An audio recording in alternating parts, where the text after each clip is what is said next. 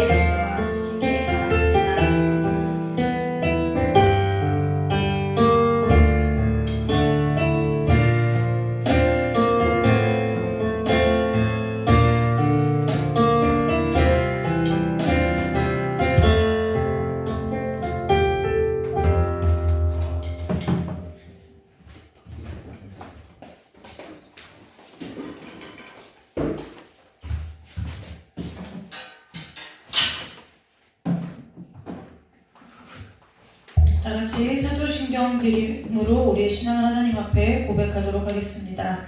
전능하사 천지를 만드신 하나님 아버지를 내가 믿사오며 그 외아들 우리 주 예수 그리스도를 믿사오니 이는 성령으로 잉태하사 동정녀 마리아에게서 나시고 본디오 빌라도에게 고난을 받으사 십자가에 못 박혀 죽으시고 장사한 지 사흘 만에 죽은 자 가운데서 다시 살아나시며 하늘에 오르사 전능하신 하나님 우편에 앉아 계시다가 저리로서 산자와 죽은 자를 심판하러 오시리라. 성령을 믿사오며 거룩한 공예와 성도가 서로 교통하는 것과 죄를 사하여 주시는 것과 몸이 다시 사는 것과 영원히 사는 것을 믿사옵나이다. 아멘. 우리 찬송 한 장 부르고 함께 바로 말씀 나누도록 하겠습니다.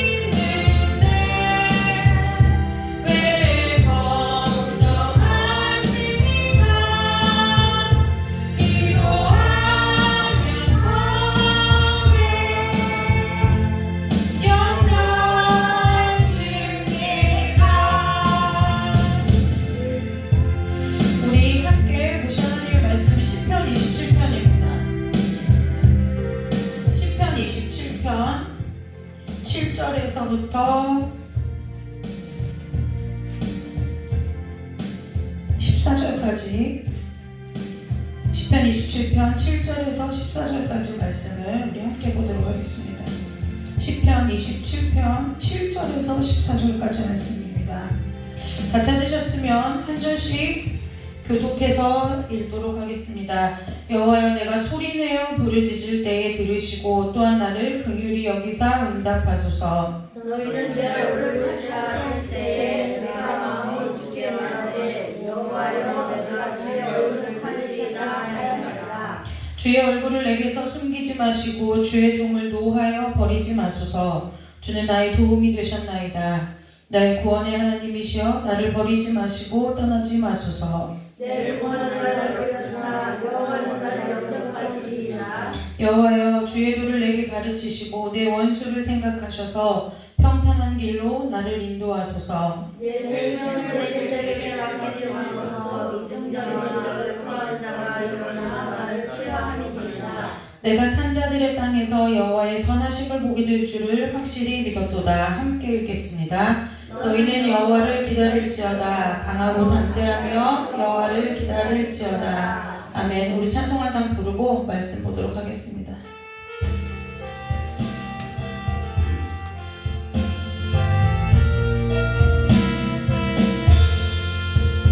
주의 은사 들으네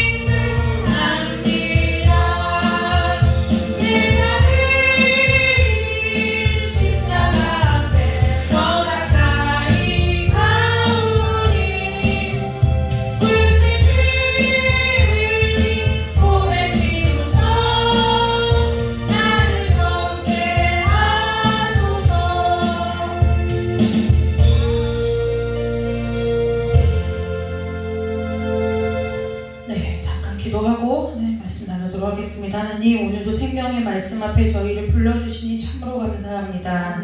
아버지, 말씀이 오늘 이 시간 우리의 각자의 심령 가운데 살아 움직이고 역사하는 말씀이 되도록 우리 안에 내주하시는 성령 하나님께서 이 시간 저희들과 함께하여 주시기를 간절히 원합니다. 전하는 자나 듣는 자나 함께 하나님의 말씀 앞에 섰사오니 이 말씀이 우리를 하나님께로 돌이키게 하는 말씀이 되게 하여 주시옵고, 다시 한번 하나님 앞으로 아버지 우리의 발걸음과 우리의 모든 삶의 방향을 돌이켜 우리가 영원히 살 길로 나아가는 귀한 은혜의 시간 될 수 있도록 오직 성령께서 역사하여 주시기만을 간절히 원하오며 거룩하고 존귀하신 예수 그리스도의 이름으로 감사하며 기도드리옵나이다. 아멘. 오늘 찬송을 안 부를, 이제 예배 후에도 이 찬송을 부를 건데요. 오늘 제가 의도적으로 3절을 2번 찬송을 불렀죠. 여러분 찬송을 많이 부르세요. 많이 부르는 것 좋은데요. 많이 부르는 것만큼 가사를 곰곰이 묵상하면 너무 좋아요. 네, 그래서 너무 바쁘고 우리가 어떤 때 막 마음이 여러 가지 생각들로 마음이 우리가 염려가고 근심이고 눌릴 때가 있어요. 그럴 때 우리가 찬송에 힘을 얻는데요. 그럴 때 왜 찬송의 힘을 어떻게 얻느냐? 따라 부르기만 해도 찬송의 힘을 얻지만 따라 부르는 것 못지않게 그 가사가 곱씹어져야 돼요. 네. 오늘 우리가 540장 3절을 읽었죠. 3절을 우리가 2번 불렀어요. 주의 보좌로 나아갈 때 어찌하니 기쁠까? 네, 주의 얼굴을 항상 배우니 더욱 친근한다. 오늘 이 얘기 하려고 3절을 2번 부른 거예요. 네, 오늘 이 얘기 하려고 저 여러분이 함께 이 이야기를 나눠보려고 3절을 불렀어요.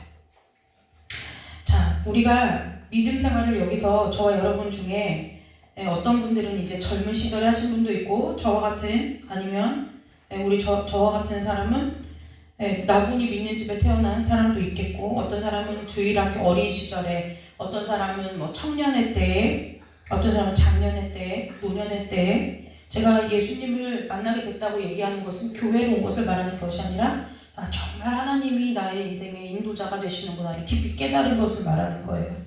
네. 어쨌든 우리가 믿음 생활, 신앙 생활을 하고 나서 보면은요, 사람은 대략 두 부류로, 그러니까 자, 우리가 착각하게 이제 오늘 얘기를 잘 들으세요. 사람은 세상에 이 땅에 존재하는 모든 사람은 하나님을 믿는 사람과 하나님을 믿지 않는 사람으로 나뉘어요. 그렇죠? 그런데 이 하나님을 믿는 사람들을 또 두 부류로 나누자면 하나님과 깊이 교제하는 사람이 있고, 깊이 교제하는 사람이 있는가 하면 하나님과의 관계가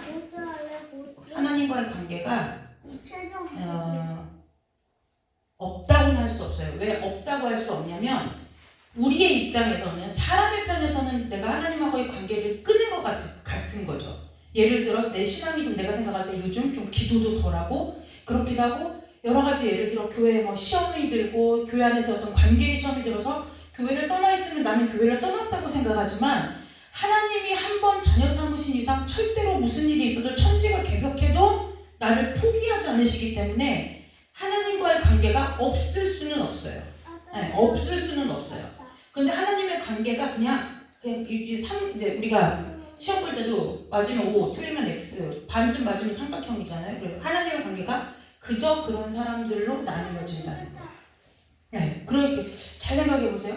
하나님을 믿는 사람, 이 세상에 많은 사람 60억의 인구가 있는데 그 60억의 인구 중에는 하나님을 믿는 사람이 있고 하나님을 믿지 않는 사람이 있어요.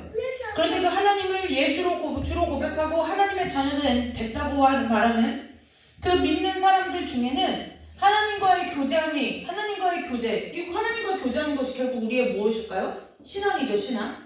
신앙이 좋은 사람, 좋다 나쁘다 품질을 따지는 것이 아니라 신앙이 풍성한 사람이 있는가 하면 신앙이 빈약하고 좀 그냥 그런 사람들이 있다는 거예요. 오늘 그 얘기를 저 여러분이 시편 27편의 말씀을 가지고 함께 나누어 보려고 그래요. 그런데요, 우리가 한 가지, 그러면 뭔가 어떠한 것을 나누려고 하면 하면 이게 기준이라는 것이 있잖아요. 기준. 그렇죠? 기준이라는 것이 있어요. 그런데 아까 말하는 전 세계 인구를 놓고 할 때의 기준은 뭐예요? 하나님을 믿느냐 안 믿느냐라는 기준인 거예요. 근데 여기서의 기준은 분명히 다 누가 계신 거예요? 하나님이 계셔요. 하나님이 계심에도 불구하고 사람이 이렇게 두 부류로 나누어진다는 거예요. 이게 어떤 기준이냐는 거죠. 이 앞에 이 기준은 하나님을 믿느냐인데 이 뒤 여기에서의 기준은 뭐냐는 거예요. 어떤 기준으로서 우리가 하나님과 깊이 교제를 하느냐, 하나님과의 관계가 그저 그러냐라고 우리가 분별하고 기준을 좀 나눠볼 수 있을까라는 얘기를 저와 여러분이 오늘 한번 나눠볼 거예요. 우리가 신앙생활을 저와 여러분들이 하고 있지만 해오셨고 지금 하고 계시고 앞으로도 하실 거지만 우리 주변에 보면은 다 내 자신뿐만 아니라 우리 주변의 교회 공동체 안에서의 식구들을 봐도 깊이 교제하는 사람이 있는가 하면 저 사람 아무리 내가 어떻게 좀 끌어주려고 하고 또 어떻게 좀 이렇게 해주려고 해도 마치 어린아이가 이제 젖을 빠는 어린아이처럼 우리가 전도를 해보거나 누구 이렇게 믿음이 연약한 지체를 우리 목장 안에서 이렇게 식구들로 이렇게 길러보면 어떤 사람은 믿은 지 얼마 되지 않았음에도 불구하고 시키는 대로 잘하고 그 양육 받는 대로 잘 커가는 어떤 사람들이 있는가 하면 또 어떤 사람들은 줘도 못 먹는 사람들이 있는 거예요. 주어도 못 먹는 사람들이 있다는 거예요. 왜 그럴까요? 과연 왜 그럴까요? 이것이 저와 여러분에게 있어서 근데 그러면 여러분 보세요.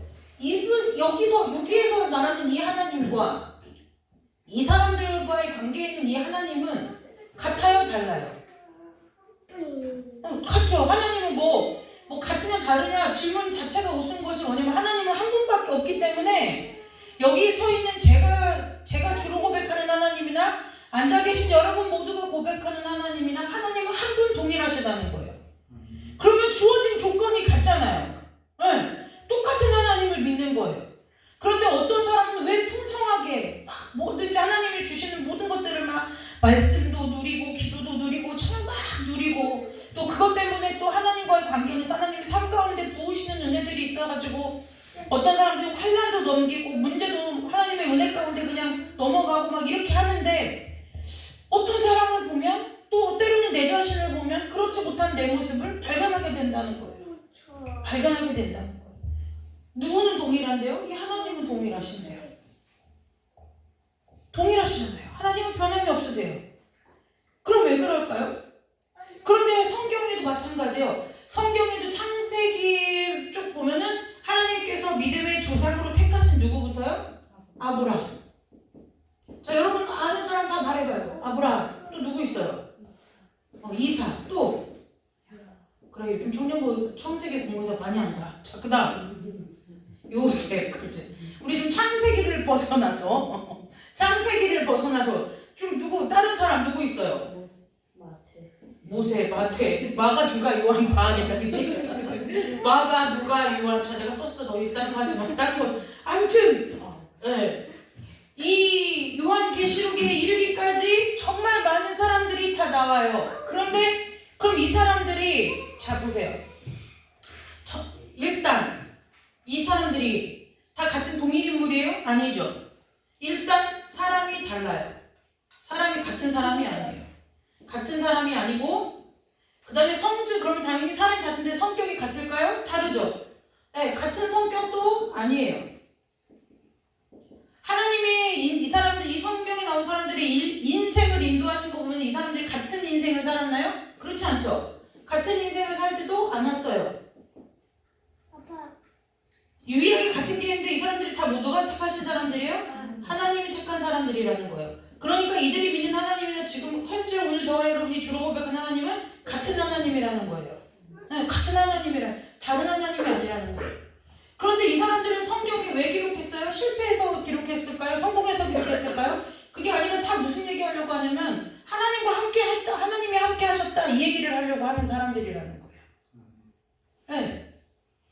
이 사람들이 다 성격도 다르고 낳은 시대도 다르고 시기도 다르고 집안도 다르고 뭐 같은 것이 하나도 없는 사람들이에요.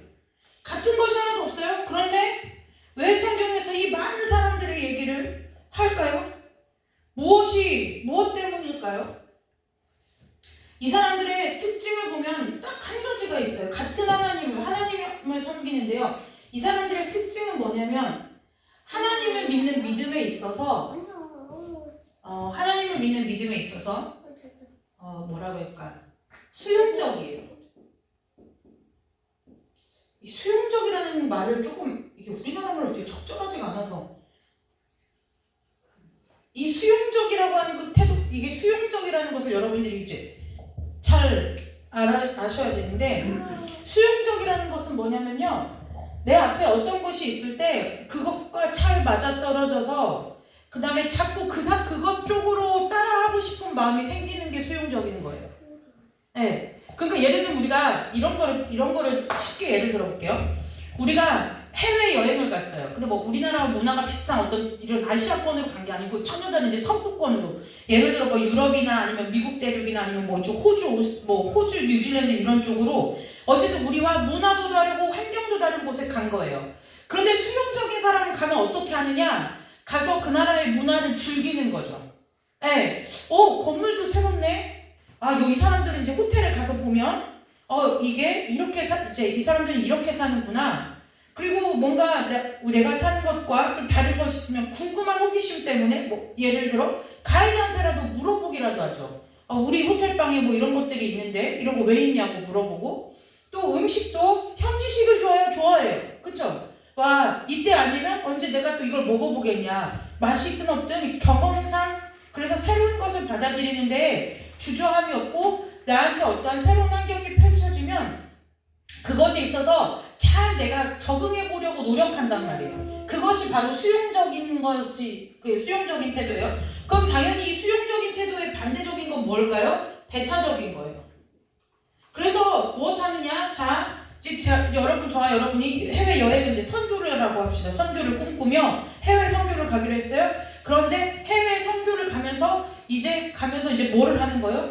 여러분 우리 이제 며칠밖에 안 남았습니다. 각자 짐을 싸고 준비하세요. 그러는데 가서 무엇부터 싸는 사람? 고추장, 된장부터 싸는 사람이 꼭 있죠. 나는 선교지 가도 김치 없으면 못 먹어. 뭐 이런 분들이 있어요. 그래서 뭐예요? 김치를 바리바리 싸들고 가요. 제가 예전에 저쪽에 이제 우리 교수님 좋은 기회를 주셔서 동유럽에 이제 갈 기회가 있었는데 동유럽에 가는데요. 일행 중에 이제 가서 각자 이제 비행기 티켓팅을 했지만 한 팀으로 묶어진 팀이 이제 가는데요. 말할 수가 없어요. 왜 그러냐면 이제 하도 유튜브에 있으니까 말할 수 없는데 어디 구청 공무원들이 이제 연말에 포상을 받아가지고 이제 저희와 같은 일정을 짜서 동유럽에 오게 된 거예요. 그런데 그 공무원들이 안 나오는 거예요. 우리가 공항에 빠져나가야 되는데 공무원들 때문에 못 빠져나가요. 그래서 왜 못 빠져나가나 했더니 공무원들이 팩소주를 가지고 막 상자채 사려고 하는데 그 팩소주가 공항 그 짐 분류하는데 터져버린 거예요. 그래가지고 다행스럽게 정말 하나님의 은혜, 고센땅과 같은 은혜로 저희 짐 트렁크만 제외하고 나머지 일행들 모든 캐리어에 막 이 소주가 다 터져가지고 소주 냄새가. 여러분 근데 그때 체코에 갔는데 체코에 먹진 않았어요 제가. 근데 체코에 맥주가 유명하다던데 그러면 가서 좀 맥주 한잔 먹고 말지. 그 소주가 뭐라고. 그게 어떤 태도예요? 배타적이라는 거예요. 뭔가 나에게 주어진 어떤 것들을 잘 받아들이지를 못해요. 갔다 올 거잖아요. 해외여행이면 뭐 어쨌든 끝이 보이는 일 아니에요. 그런데도 그걸 견디지 못하고 김치 싸가고 고추장 싸가고 깻잎 싸가고 막 바리바리 싸가는 거예요. 이 사람들이요 각자 삶에 있어서의 죄도 많고 결함도 많고 실패도 많고 허물도 많고 하나님 앞에 범죄함도 없는 사람이 없고 하지 말라는 이제 골라서 하고 막 대체적으로 이런 사람들이에요. 몇몇을 제외하고는.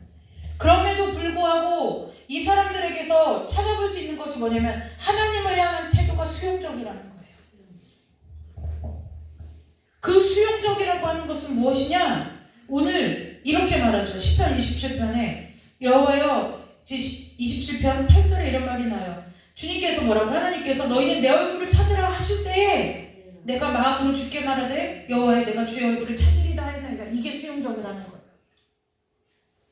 우리가 하나님 앞에서 떨어진 말씀 앞에 하나님께서 각자의 자리의 삶에서 저와 여러분 각자 개인에게 주시는 그 기도의 감동 가운데 그 기도의 감동이 어떻게 해요? 바로 즉시로 그것을 하나님의 감동으로 하나님의 음성으로 받아들이고 그것을 따르고 행하려고 하는 것, 그것이 신앙에 있어서 수용적이라는 거예요.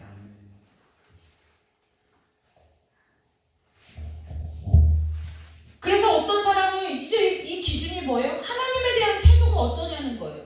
하나님에 대한 태도가 수용적이냐 배타적이냐에 따라서 수용적인 사람은 하나님과의 교제가 깊이 들어가고 풍성해질 것이고 하나님에게 있어서의 배타적인 사람은 하나님과의 관계가 그저 그런 거예요.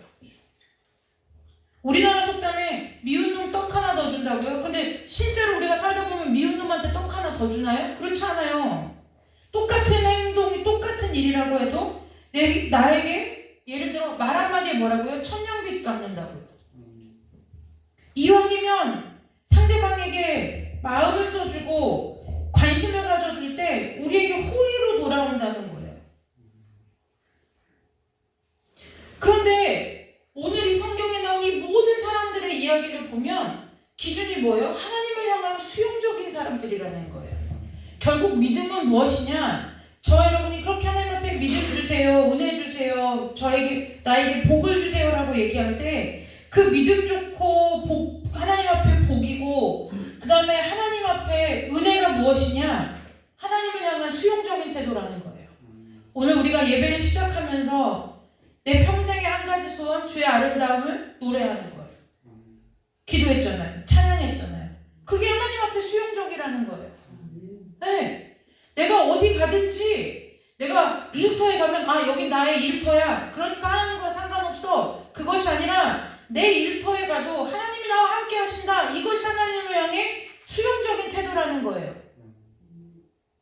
네. 저 여러분 앞에 그래서 아까 우리가 후렴 찬송을 하면 내가 매일 십자가 앞에 더 가까이 간다. 이 얘기는 무슨 얘기예요? 죽음을 향하여 육신의 죽음을 향하여 뜨곡뜨곡 걸어간다 이 얘기가 아니라 십자가 앞에 가까이 간다는 거예요. 하나님하고 나하고 날마다의 삶 가운데 하나님과 나의 사이가 가까워진다는 거예요.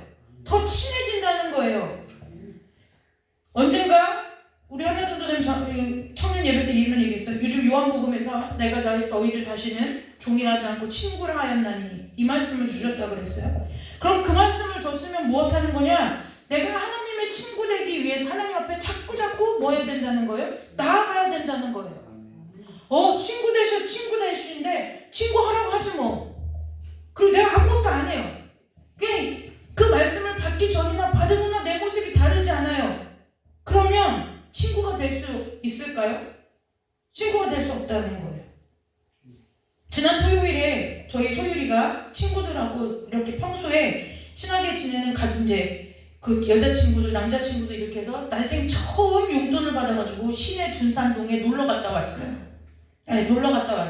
근데 그 아이들은 평소에도 친해요. 그래서 매일 저희가 생각할 때 쟤네들은 밥도 안 먹나 잠도 안 자나 싶을 정도로 카톡 이게 막 울려요. 그러는데 이 아이들이 하는 행동을 가만히 보니까 토요일날 같이 모여서 같은 버스를 타고 같이 밥을 먹고 같이 영화를 보고 같이 버스를 타다가 같이 잘못 내려서 같이 걸어온 이 하루의 시간 때문에 이 아이들 안에서의 이 생긴 그 끈끈한 유대감이 보통이 아니더라는 거예요. 맨날 봤던 애들인 거예요. 학교 가면 맨날 봐요. 티격태격하고 집에 오면서 싸우고 들어가면서 싸우고 들어가도 나와도 복을 받는 게 아니라 들어가도 티격태고 나가도 티격태고 학교에 가도 티격태고 집에 떨어져 있어도 티격대는 애들이었는데 그 하루 몇 시간 되지 않는 그 시간을 같이 보내고 났더니 이 아이들 안에 끈끈한 유대감이 생기더라는 거예요. 그래서 이제 같이 너는 중학교를 어디로 갈 거냐 같이 고민도 나누고요. 뭐 여러 가지 같이 서로 시험 공부도 같이 하고 이렇게 지내더라는 거죠. 제가 이 얘기를 왜 하느냐? 하나님과 저와 여러분의 관계가 하나님에 대해서 수용적이려고 하면 어떻게 해야 돼요? 하나님 앞에 수용적이려면 내 자신이 하나님과 수용적이려고 어떻게 해야 돼요? 자꾸 맞춰주는 사람이 여러분 잘 이렇게 보세요. 제가 수요예배 때 제가 건반을 치고 한나전도사가 드럼을 쳐요. 그러면 우리는 서로 어떻게 해야 되는 거예요? 서로가 서로에게 맞춰주려고 할 때 이게 잘하든 못하든 간에 이게 조화가 되는 거예요. 그런데 예를 들어 제가 건반을 치는데 한나전도사가 이제 드럼 배운 지 얼마 안 됐다고 계속 한나전도사한테 박자 똑바로 못해? 계속 이 얘기를 한다고 하면 주눅 들어서 할 수 있겠느냐는 거예요. 반대로 한나전도사가 드럼하면서 사모님 이거 반주를 내가 드럼 학원에서 켜놓고 하는 반주처럼 나한테 해주세요 라고 하면 그렇게 계속 그 얘기가 오고 갈 때에 서로가 수용적이 되겠느냐는 거예요. 성도의 연합에 있어서, 교회의 연합에 있어서, 하나님과 하나됨에 있어서 가장 중요한 것은 뭐냐면 남을 볼 것이 아니라 저와 여러분 각자 내 자신이 교회에 향하여 하나님의 말씀에 대해서 아니면 내가 함께하는 교회의 지체들을 향하여 기꺼이 내가 수용적인 태도를 가질 수 있느냐, 이것이 신앙의 관건이라는 거예요. 그것이 신앙의 관건이라는 거예요. 우리는 신앙이 좋으면 말씀을 많이 읽고 기도를 많이 하고 봉사 헌신을 많이 하고 그것 중요하지 않다는 것이 아니에요. 그러나 그것보다 가장 먼저 우선되어야 될 것이 무엇이냐? 내가 기꺼이 하나님을 위하여 내 자신을 다른 사람에게 맞추어줄 태도가 나에게 내 마음이 준비되어져 있느냐는 거예요. 오늘 시편 27편 8편에 이렇게 얘기하죠. 하나님 말씀하셨어요. 너희 내 얼굴을 찾으라. 그러는데 내 얼굴을 찾으라 하실 때 이 시편의 기자가 뭐라고 말해요? 그 마음, 하나님께서 너희는 내 얼굴을 찾으라 하시는 그 마음을 주실 그때에 내가 마음으로 뭐 했대요? 주님께 말하대. 그 즉시로 반응했다는 거예요. 즉시로 주께 말하되 하나님 내가 주의 얼굴을 찾겠습니다라고 응답했다는 거예요. 여러분 응답했다는 거예요. 저와 여러분이 신앙이 이 하나님께서 우리에게 주시는 말씀에 마음의 감동에 즉시로 응답하는 믿음의 수용성이 있는 사람들이 되시기를 주님의 이름으로 축복합니다. 할수록 가깝지 않겠느냐는 거예요. 저희 담유리가 되게 재밌어요. 왜 재미냐면요. 담유리가 제일 잘하는 말이 뭐냐면 그래? 이거예요. 근데 그 그래? 이 한마디 때문에 기분이 되게 좋아져요. 네, 되게 좋은 거예요. 뭐 이게 어지러나요? 정말 하루 종일 어지러나요. 정말 하루 종일 어지러놓고 제가 세어보진 않았어도 적어도 한 20번은 블럭통에서 블럭을 넣어놨다 뺐다 이거를 담유리랑 저랑 반복을 하는 것 같아요. 그런데 한날 제가 생각해봤어요. 내가 성품이 그렇게 좋은 엄마는 아닌데 성질머리가 그렇게 좋은 엄마는 아닌데 왜 나는 화가 나지 않을까 생각을 해봤어요. 그런데요 이유를 찾았는데 그게 왜 그러냐면 담유리가 그래? 하는 그 말이 그것 때문에 그래요. 아니에요. 그렇게 해놓고 안 해요. 이런 거죠. 막 어지러웠어요. 그래서 제가 담유리 블럭통에 블럭을 주워 담으면서 담유라 이렇게 담유리가 어지러우니까 엄마 너무 힘든데 그래요? 그러면 담유리가 그래? 이 한마디면 끝나는 거예요. 그리고 가서 자기는 뭐예요? 다음 것을 어지러워요. 다음 것을 어지러웠는데 그래? 그게 무슨 뜻이에요? 아 엄마 힘들어? 제 마음을 받아준다는 얘기죠. 정말 어디만큼 알아서 받아주는지 모르겠지만 그래? 먹고 쓰레기가 바닥에 과자 봉지가 떨어져 있어요. 그 담유라 이거는 쓰레기통에 버려야 되는데 아 그래? 주워서 갖다 버려요. 그게 수용적이라는 거예요. 여러분 하나님과 저와 여러분 사이 각자 하나님과의 관계에 있을 때 하나님이 말씀하실 때 하나님 그래요? 때로는 내가 이해가지 않아도 때로는 내가 왜 이렇게까지 해야 되는지 몰라도 그리고 내 앞날이 보이지 않아도 하나님이 말씀하셨으니까 하나님 그래요? 하는 이 마음이 이 믿음이 저와 여러분에게 있기를 주님의 이름으로 축복합니다. 근데요 이 마음은 그냥 저절로 생기는 것이 아니에요. 이 마음은 어떻게 생기냐? 삶을 통해서 생겨요.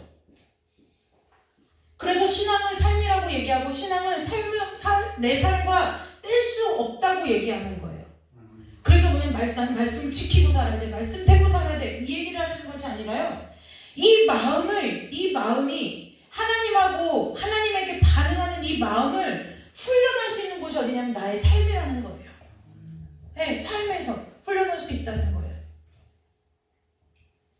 근데 참 희한한 거는요. 디모데에서 이런 말이 있죠. 경건에 이르는 훈련은 금생과 내세에 유익하다. 네, 육체의 연단은 금생에 잠깐의 유익은 있으나 육체의 연단은 잠깐의 유익은 있어요. 그러나 유통기한이 있죠. 왜요? 여러분 나이 먹는 것 앞에 세월 앞에 장사 없어요. 세월 앞에 장사 없어요. 무슨 얘기냐? 아무리 우리가 좋은 음식만 먹고 건강한 음식만 먹고 내가 매일같이 일정한 시간에 그러니까 규칙적인 생활을 하고 아무리 그래도 인간의 노화를 막을 수 있느냐? 노화를 막을 수 없다는 거예요. 어느 정도는 더하고 덜하고의 차이는 있겠지만 그것을 아예 원천적으로 차단하고 막을 수는 없다는 거예요. 그래서 우리가 하나님 앞에 육신의 종말을 앞두고 하나님 앞에 서는 그날이 가까워 올수록 우리의 몸 성경에서 뭐라고 말해요? 네 육신은 날로 후패하나 네 영은 날로 새롭도다. 육신은 자꾸 어디를 향해 가는 거예요? 후패해지는 거예요. 후패해진다는 거예요. 후패해진다 이게 무슨 뜻이냐면 모든 기능들이 뒤로 물러간다는 거예요. 옛날에는 아무렇지 않게 쉽게 했던 모든 일들이 이제는 하나부터 열까지가 다 버거워진다는 거예요. 머리부터 발끝까지 안 아픈 데가 없고요. 그런 시간이 나에게 다가오면 이제 내가 육신 장막 벗고 주님 앞에 설 날이 머지 않았구나 생각하고 이제는 뭐예요? 주님 앞에 설 날을 기대하며 연습하셔야 된다는 거예요. 연습해야 된다는 거예요. 여러분들이 좋은 음식, 여러분들 보세요. 피곤해도요, 20대 때 다르고, 30대 때 다르고, 50대, 60대, 70대 달라요. 여러분, 마음 맞는 청춘이라고요. 그게 제일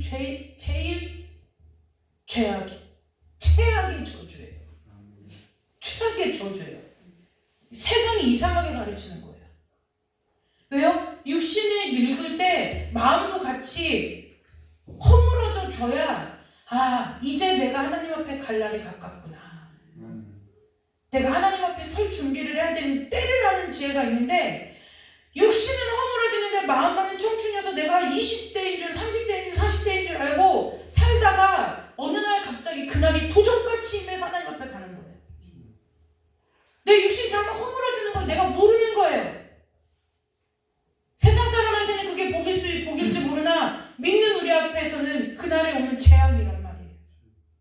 마지막을 하나님 앞에 기도하며 내 자신을 단장하면서 하나님 앞에 준비하며 갈 것인지 아니면 정말 내 인생 도둑 맞는 것처럼 갑작스럽게 그날을 맞이할 것인지 그것이 누구의 손에 달렸다고요? 저와 여러분이 오늘 하루하루 살아가는 이 삶에 달려 있다는 거예요. 하나님 앞에 수용적인 태도를 가질 수 있는 이 마음은 그냥 내가 가만히 앉아서 내가 지금까지 지금까지 생각하던 대로 생각하고 살고 내가 지금까지 마음 쓰던 대로 살고 지금까지 하고 싶은 대로 살고 원하는 대로 살고 안 되면 짜증내고 되면 좋아하고 세상 사람들하고 똑같이 살던 그 삶의 태도를 갖고는 절대로 얻을 수 없는 일이라는 거예요. 이 많은 사람들의 특징이 뭐예요? 여러분, 베드로도 예수님을 부인했어요. 가룟 유다도 예수님을 부인했어요. 가룟 유다도 부인했어요. 그런데 이 둘의 서로의 끝이 달라요. 베드로는 하나님 앞에 다시 부르심을 받고 하나님을 위해 살다가 가요. 그런데 가룟 유다는 뭐예요? 가서 주님 앞에 엎드려서 회개했으면 됐을걸. 자기가 가서 목매달아 죽는 거예요. 그게 뭐예요? 하나님을 향한 태도가 이 수용적이냐 배타적이냐는 거예요. 관계가 어떻게 되어 있었는지 하나님과의 관계를 볼 수 있는 거라는 거예요. 이것은 삶을 통해서 우리가 하나님 앞에 수없이 훈련받는 거예요. 여러분들이 여태까지 훈련받고 연단받고 때로는 고난받고 때로는 고생하고 이 모든 일이 하나님이 우리를 무엇하기 위한 거예요? 하나님 앞에 수용적인 사람이 되게 만드시는 거예요. 하나님 앞에 수용적인 사람이 결국 다시 바꿔 얘기하면 뭐예요? 그 사람들이 하나님의 백성이고 자녀라는 거예요. 하나님의 백성이고 자녀라는 거예요.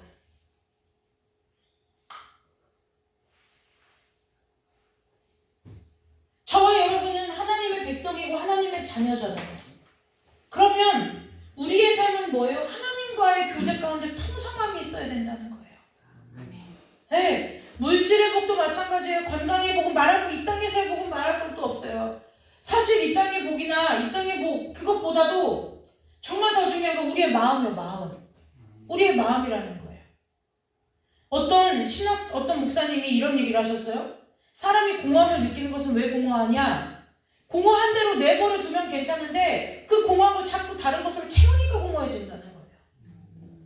공허한 걸 공허한 채로 내버려둬야 나에게 하나님이 필요하구나. 하나님만이 답이구나 라고 하는데 사람은 그 공허함을 자꾸 다른 걸로 채운다는 거예요. 채우고 명예로 채우고 막 뭐 어떤 뭐 나의 어떤 뭐 가진 재물로 채우고 이러다 보니까 하나님이 개입하실 것이 없다는 거예요. 하나님만이 개입하셔서 바꿀 수 있는 그것을 자꾸 사람한테가 뭐예요? 우물가의 여인처럼 자꾸 뭐냐면 잠깐은 좋은데 목마름만 커져간다는 거예요. 오늘 이 삶을 통해서 여러분 훈련해야 돼요. 어제 제가 어떤 분이 이렇게 어떤 분한테 카톡을 받았어요. 근데 그분이 저한테 이렇게 얘기하는 거예요. 하나님 믿고 싶은데 도대체 하나님 어떻게 해야 믿어야 되냐는 거예요. 그래서 제가 얘기했어요. 말씀 보세요, 기도하세요. 말씀 보세요, 기도하세요. 두 마디 있어요. 두 마디. 말씀 보고 기도하세요. 이렇게 보냈어요.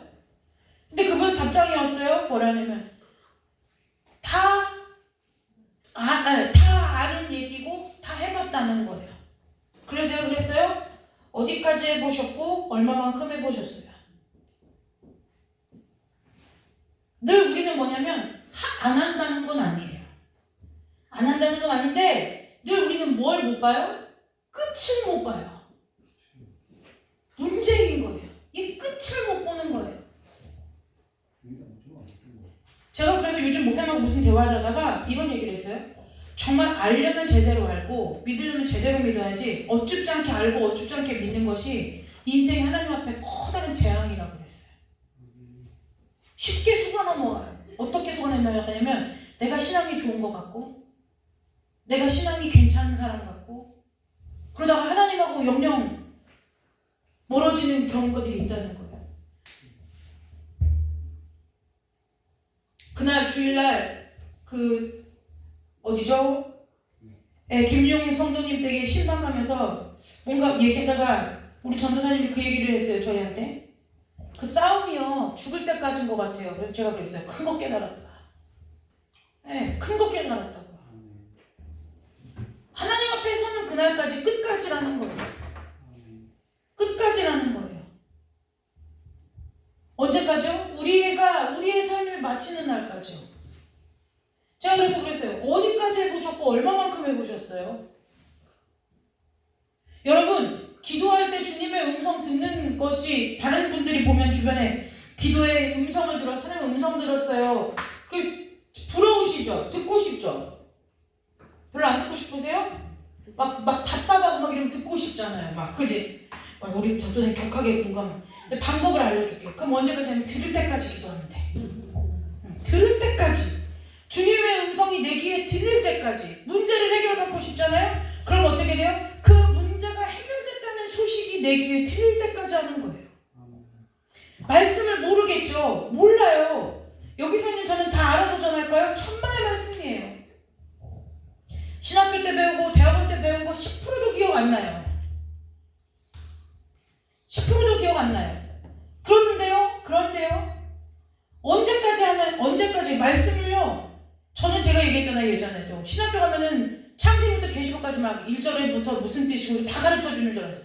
하나도 안 가르쳐줘요. 완전히 그냥 전공 과목 공부하듯이 공부밖에 안 시키는 거예요. 정말 말 그대로 학문을 배우는 거예요. 말씀 안에서 여러분들에게 전할 메시지를 캐내고 그거를 묵상하고 이거는 적극적으로 하나님과 나와의 씨름을 해야지 나오는 거라는 거예요. 여러분 구슬이 선말이라도 깨워야 보배고 집에 여러분들의 쌀독에 쌀이 한가득 있고 냉장고에 식재료가 가득했어도 안을 먹으면 굶는 거예요. 여러분들에게 하나님 예수님께서 십자가에 달려서 생명을 주셨어요. 그리고 여러분들에게 그것도 불안하셔서 전 불안하셔서 보내셨다고 봐요. 그것도 불안하셔서 성령 하나님을 보내셨어요. 각자의 심령 가운데 보내셨어요. 그리고 하나님은 알 길이 없다고 사람들이 얘기할까봐 무엇을 보냈냐면 말씀을 우리 가운데 주셨어요. 그런데 그것 가지고도 안 된다고 할까봐 너희가 내 이름으로 구하면 무엇이든지 이루리라 주님께서 약속하셨어요. 기도할 수 있게 하셨어요. 그런데도 사람들이 기도를 모르겠다면서 기도는 이렇게 하라고 주기도문까지 가르쳐 주셨어요. 다 주신 거예요. 여러분한테 신앙에 있어서 쌀독에 쌀도 가득 채워주셨고 냉장고에 냉동고에 식재료도 가득 채워주셨어요. 심지어 하다못해 김치 냉장고에 김치까지 채워주신 거예요. 그러면 그걸 갖고 우리가 뭐 해야 되겠느냐는 거예요. 수용적인 사람은 뭐예요? 오늘 뭐 해 먹을까? 하고 쌀독에서 쌀 꺼내다가 쌀 씻어서 밥 안 칠 것이고, 식재료 갖고 오늘은 무얼 먹을까? 아, 오늘은 좀 속이 좋지 않으니 편하게 야채로 채식 위주로 먹어볼까? 야채를 채소를 꺼내서 다듬고 반찬을 만들 것이고, 아, 오늘은 좀 힘이 딸리는 것 같은 거 피곤한 일을 했으니 고기를 좀 구워 먹어볼까 하면 고기 구워서 꺼내서 구울 것이고. 제가 가끔 묵상할 때 이런 생각해요. 너희는 무엇을 먹을까 무엇을 마실까 염려하지 말아라. 물론 당연히 그 뜻은 하나님께서 우리의 모든 것을 책임지시고 알고 계시다는 뜻이에요. 그런데 그냥 지극히 저 개인적으로 묵상하실 때, 아, 혹시 예수님이 너희는 무엇을 먹을까 무엇을 마실까 염려하지 말라고 하신 뜻은 지극히 신학과 상관없이 제 개인적인 묵상으로 이런 생각을 해봤어요. 어떤 생각이냐면, 야, 그 먹을 거, 내 뭐 먹을까, 뭐 마실까, 뭐 입을까 걱정할 때 그 걱정 한 번 하지 말고 내 생각 한 번만 더 해주면 안 되냐? 하도 인간들이 징글맞게 하나님 생각을 안 하고 사니까 하나님이 너희들 뭐 먹을래, 뭐 마실래, 뭐 입을까 이거 생각할 때 그 생각 한 번 안 하고 나 생각 좀 해주면 안 되냐라는 그 마음으로 우리 가운데 하나님께서 그 말씀을 써놓으실 것 아닌가라는 생각이 들면서 제 자신도 반성을 하게 됐다는 거예요. 네, 반성을 하게 됐다는 거예요. 여러분, 하나님께서 그것이 저와 여러분의 삶 가운데 펼쳐놓으신 하나님의 손이에요. 말씀이 손이에요. 기도할 때 그러잖아요. 하나님의 전능하신 오른손으로 나를 붙들어 달라고. 그 전능하신 오른손이요, 하늘 허공에 매달려 있는 큰 손이 아니에요. 말씀이 여러분들에게 주신 하나님의 손이라니까요. 기도가 여러분들에게 주신 하나님의 손이에요. 하나님의 손을 내미셨어요. 그러면 우리가 뭐예요? 우리가 손을 뻗어 그 손을 잡기만 하면 하나님께서 우리 가운데 당신의 얼굴을 비추신다고요. 모르겠어요. 이제 저는 제 경우를 보자면 뭐 하나님의 선택이냐 예정이냐 하나님의 주권이냐 하나님의 신비 뭐 하나님의 전지전능하신 무소부자 이런 모든 신학적인 용어는 사실 신학교에 가서 들은 이야기이고, 근데 그것들이 나를 살게 했느냐? 그렇다고 하면 꼭 그렇다고 볼 수는 없더라는 거예요. 그럼 뭐 신학을 전공하지 않는 사람들은 어디 하나님 볼 수 있겠어요? 그런데 지금까지 하나님께서 걷게 하신 삶의 길을 어떻게 걸어올 수 있느냐? 딱 하나더라는 거예요. 아, 주님이 나와 함께 하시는구나. 하나님이 어떠한 상황 가운데서 나와 함께 하시는구나. 네, 나를 버리지 않으시는구나. 나를 아시는구나. 이것 때문에 걸어오게 된다는 거예요.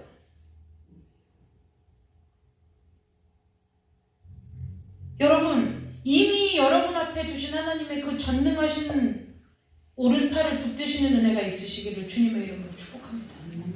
이미 저와 여러분의 삶 가운데 두신 하나님의 그 오른손을 바라보고 붙드시는 분들이 되시기를 주님의 이름으로 축복합니다. 이미 하나님이 주신 거예요. 말씀도 주셨고요, 기도도 주셨어요. 말씀도 주시고 기도도 주셨어요. 아까 삶의 훈련이라고 했잖아요. 삶 가운데 내가 훈련해놓지 않으면 안 된다는 거예요.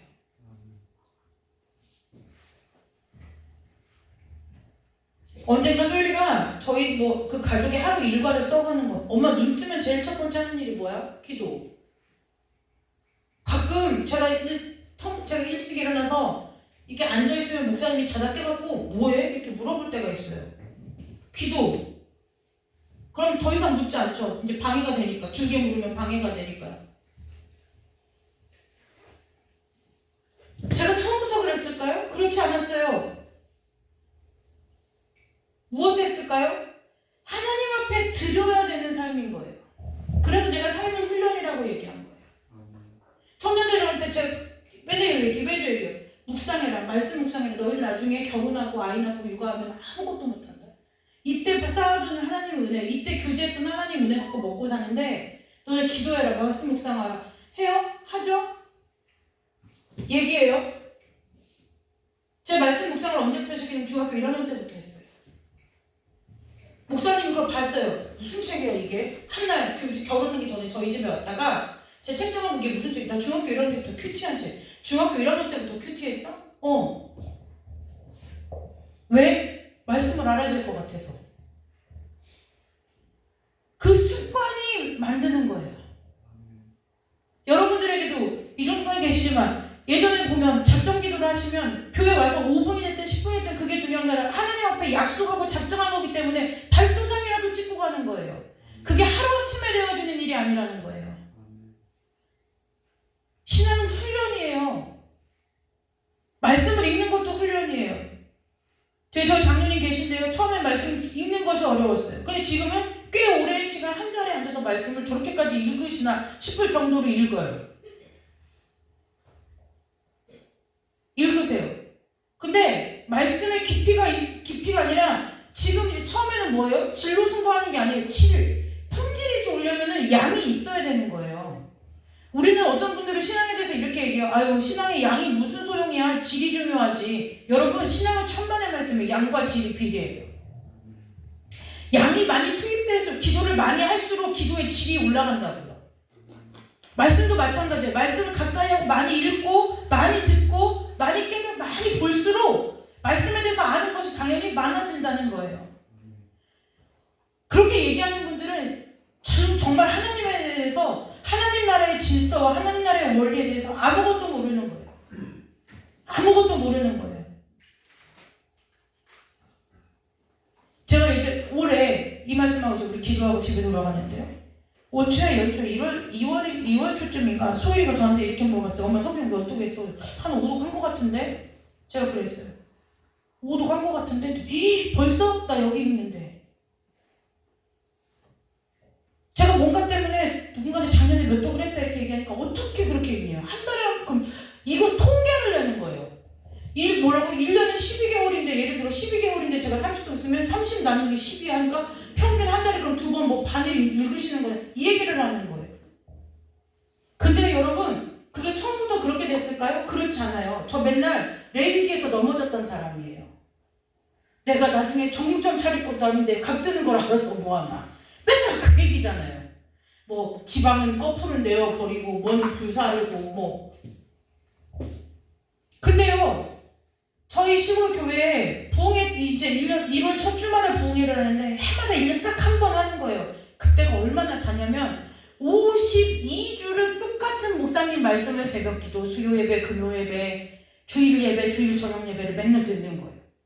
근데 딱 1년에 한 번, 그 한 4일 정도만 외부에 계신 목사님과 다른 밥을 먹으면 얼마나 별미 중에 별미겠어요.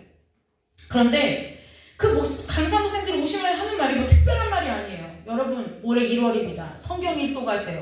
그 다음에 매일 성전에 나와서 기도하기를 작정하세요. 이거라는 거예요. 매일 그걸 하는 거예요. 그래서 성경을 읽어 이제 그분 가시고 나면 이제 창세기를 시작하는 거예요.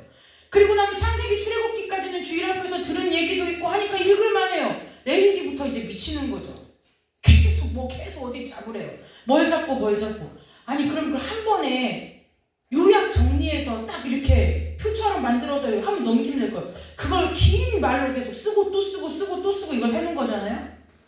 레위기 앞에서 멈춘 것이 한두 번이 아니에요. 나중에 안 되겠어요. 그 사람 앞에 하나님 그거 어떻게 하면 될까? 기도를 해봤어요. 하나님 도대체 이거 어떻게 해야 끝까지 한번 읽어보는 거예요. 레위기에서 못 넘어가니까 나중에 레위기하고 씨름을 하는 거예요. 어떻게 사실은 여러분들은 이게 레위기 듣다가 저 구역질한 적이 한두 번이 아니에요. 왜냐면 그 짐승 잡는 일이 나와서가 아니라 이 레위기를 넘겨야 되겠는데 넘어가질 않으니까 이 한 장 넘길 때마다 씨름하느라고 속이 느글느글한 거예요. 책 읽으면서 멀미를 하는 거예요. 내가 오늘 이 싸움에서 지나봐라. 이겼게요? 졌어요. 악으로 깡으로 안 되더라고요. 그때 깨달았어요. 말씀 읽는 거 하나님의 은혜 아니면 안 되는구나. 납작 엎드렸어요. 하나님, 내가 지금까지 주일학교 때 배운 거 다 지우고 다 지워주시고 나 성경 한 번만 창세기부터 계시록까지 읽게 해주세요. 기도하고 처음 창세기부터 계시록까지 읽은 게 중학교 2학년 때예요. 그때부터 성경을 읽기 시작한 거예요. 그래서 지금은 어떻게 해요? 4독을 해, 5독을 해. 그럼 제가 회원한테 얘기해요.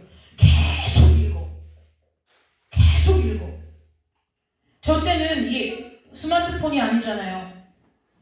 그러니까 뭐요? 여러분 옛날에 우리 예은이하고 한나전도사 알지 모르는데 파란 색깔 신약 성경만 나온 기드온 옆에서 나온 파란 색깔 그런 거를 옛날에는 초등학교 학교에서도 나눠주고 중학교 때도 나눠준 게 있어요.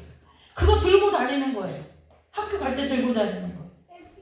저희 집에 저희 엄마 아빠가 사놓은 막 하나님이 가라사대 막 이렇게 하는 성경 테이프가 있었어요. 그거를 이제 중고등학교 때, 고등학교 때 이제 먼 거리 통학을 해야 되니까 엄마가 이게 휴대용 카세트를 하나 사줬어요. 이렇게 이어폰으로 들고 듣는 거. 마이마이 삼성 거. 그거 이제 들고 그 테이프 하나씩 바꿔 껴가면서 갖고 다니면서 듣는 거예요. 뭘요? 하나님의 말씀을. 그러니까 이제는 이 성경을 한 장 읽는 거, 이게 성경 뭐 창세기 한 권 읽는 거는 보통 30분 아니면 끝나는 것 같아요. 왜 그럴까? 하도 읽어서 이제 익숙해져서 그런 거예요. 글자 자체가 익숙해진 거예요. 성경에 나오는 인물들의 이름이 아니면 성경에 나오는 그 우리가 평소 잘 쓰지 않는 단어들이 그 말들이 익숙해졌기 때문에 시간이 금방 오래 안 걸리는 거예요. 왜요? 내 안에 이미 뭐가 되어 있어요? 저장되어 있어요. 읽으면 이 얘기구나. 이 얘기구나. 넘어가진다는 거예요. 그래서 제가 봤어요. 그랬더니 제가 벌써 큐티 한 것이 30년이 넘은 거예요. 제가 시작할 때 나 하나님 앞에 큐티 30년 해야지 작정하고 시작한 게 아니에요. 내가 하는 말씀이 궁금한데 말씀대로 하는 게 어떤 건지 모르겠는데 교회에서 주는 것은 다양한 예배 때 메시지밖에 없고 우리 중고등부 때 선생님은 중고등부 선생님인데 중고등부 예배 때 나오는 날보다 안 나오는 날이 더 많은 중고등부 선생님이었어요. 그러니까 선생님 안 나오시면 어떻게 돼요? 예배만 드리고 가는 거예요. 공과 공부를 못해요. 말씀 공부를 못하는 거예요. 그럼 이거 어떡하나. 그래서 어떻게 해요? 집에 가서 바로 내 생활로 돌아가는 것이 아니라 선생님이 안 오셔서 그만큼 일찍 간 날은 그만큼 하나님 앞에 예배, 그것도 예배 시간이니까 그만큼 내가 알든 모르든 성경 말씀 읽고라도 자는 거예요. 제 얘기를 하려는 것이 아니라 여러분 하나님 앞에 드려진 시간이 있는 사람과 응답은 많이 왔어도 드려진 시간이 없는 사람, 어떤 사람이 하나님과 더 친밀하겠느냐는 거죠. 그런 의미에서 여러분들이 작정하는 것, 여러분들이 금식하는 것 대환영이에요. 아무 의미 없다고 그런 말 하지 마세요. 그렇게 할 것 같으면 뭐하러 갔다가 그렇게 할 것 같으면 뭐하러 시작해? 아니에요. 그렇지 않아요. 10번 실패하고 11번 실패해도요. 또 작정하고 또 그냥 한 번 왔다 가는 그 걸음을 하나님이 허투루 여기시지 않는다는 거예요. 하나님이 귀하게 여기신다는 거예요. 여러분 오늘 이 말씀이 저와 여러분의 심령 가운데 새겨지는 말씀 계시기를 주님의 이름으로 축복합니다. 너희는 내 얼굴을 찾으라 하실 때 내가 마음으로 주께 말하되, 마음으로 말했다는 것은 뭐예요? 진실로 그렇게 말했다는 뜻도 있고요. 또 하나는 뭐예요? 그 마음이, 그 하나님의 말씀이 나에게 들리는 그 순간 아멘 했다는 거예요. 하나님 잘하고 못하고 끝까지 하고 못하고 그건 하나님이 인도해 주실 문제고 내가 그 순간만큼은 바로 해볼 수 있잖아요. 나한테 오늘 기도하라는 마음이 왔어요? 기도하는데 오래 걸려요? 하나님 뭘 기도할지 모르겠는데 저 지금 기도해요? 이거면 되는 거잖아요. 나 말씀 읽어야 했는데 하나님 무슨 말씀? 모르면 태초에 하나님 천지를 창조하시라. 나 혼자 읊조려도 되잖아요. 거창한 형식이 필요한 일 아니라는 거예요. 여러분 하나님의 감동 앞에, 하나님의 말씀 앞에 이미 여러분들 앞에 손을 내미신 그 하나님의 손을 뿌리치지 마시고 못 본 채 하지 마시고 그 손을 붙들고 삶의 걸음을 걷는 여러분들 되시기를 주님의 이름으로 축복합니다. 기도하겠습니다. 하나님, 이미 하나님께서 우리에게 풍성히 주셨고 이미 오래전에 주셨던 그 하나님의 모든 것들을 이제는 내가 하나님의 손을 붙들고 살아가는 삶의 은혜가 있도록 우리들을 축복하여 주시기를 원하옵나이다. 날마다 살아가는 삶 가운데 하나님의 은혜로 하나님과의 관계가 더욱더 깊어지게 하시고 하나님 앞에 더욱더 가까이 나아가 하나님과의 온전하고 풍성한 은혜 가운데 거하는 우리 귀한 성도들이 다 될 수 있도록 주님 축복하여 주시기를 간절히 원하오며 거룩하고 존귀하신 예수님의 이름으로 감사하며 기도드리옵나이다. 아멘. 우리 찬송 부르고 헌금 기도하고 돌아가도록 하겠습니다.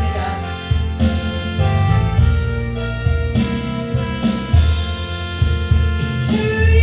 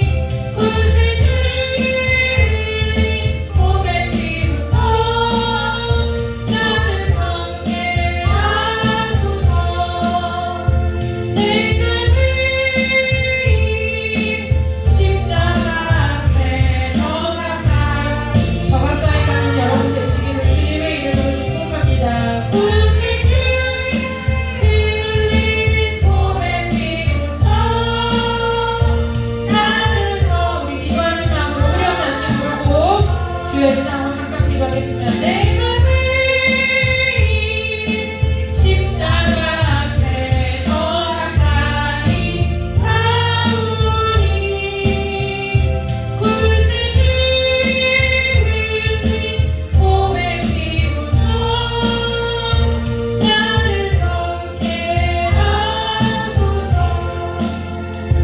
시간이 늦었기 때문에 오늘은 제가 대신 기도하고 헌금 기도하고 주기도문으로 예배를 마치도록 하겠습니다.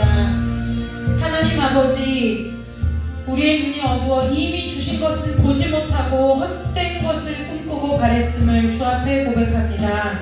하나님 아버지, 이미 우리에게 주님께서 주신 말씀과 주님께서 우리에게 열어주신 그 기도의 길로 아버지 우리의 삶을 돌이켜 주님께로 달려나가는 우리들 될 수 있도록 아버지 다시 한번 우리 가운데 은혜 내려주시기를 간절히 원하옵나이다. 주의 것을 구하는 자 되게 하여 주옵소서. 주의 나라를 찾는 자가 되게 하여 주옵소서.